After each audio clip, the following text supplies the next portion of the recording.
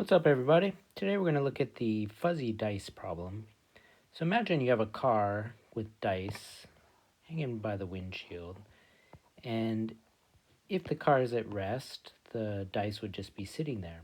However, if the car begins to accelerate, the dice will still want to just sit there because of inertia, or Newton's first law, objects at rest want to stay at rest. So it's trying to stay there, but the car is moving out from under it. And so when that happens, it appears like the dice go backward, but they're actually just staying at rest, and the car is moving forward.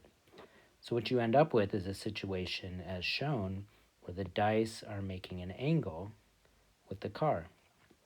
Now this only happens during the acceleration, and while you're accelerating, this string, this tension is now pulling the dice forward, accelerating it.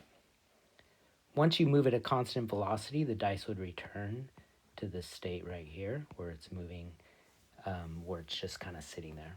So anyway, in this question, what we're going to try to find is what is this angle that the dice makes during the acceleration. So let's get started.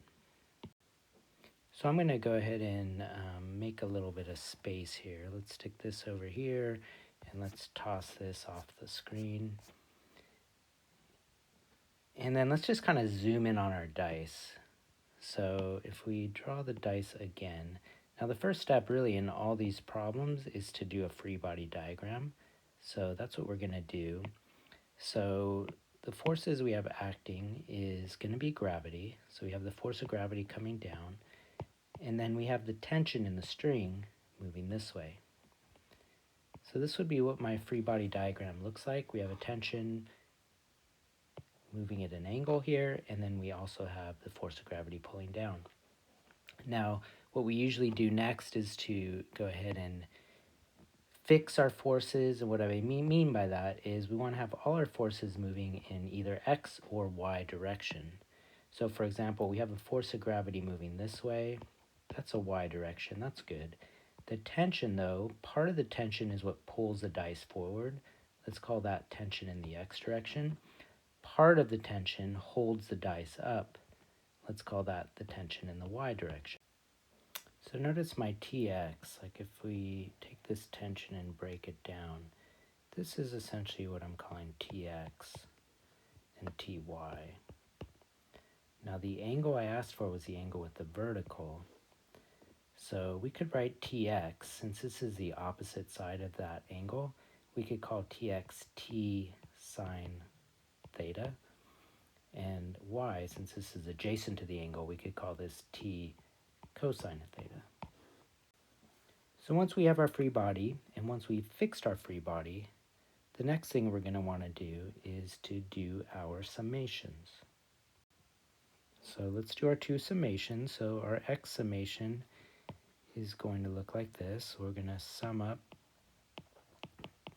the forces in the x direction. We'll only have one, right? That's Tx, or let's just call that T sine theta.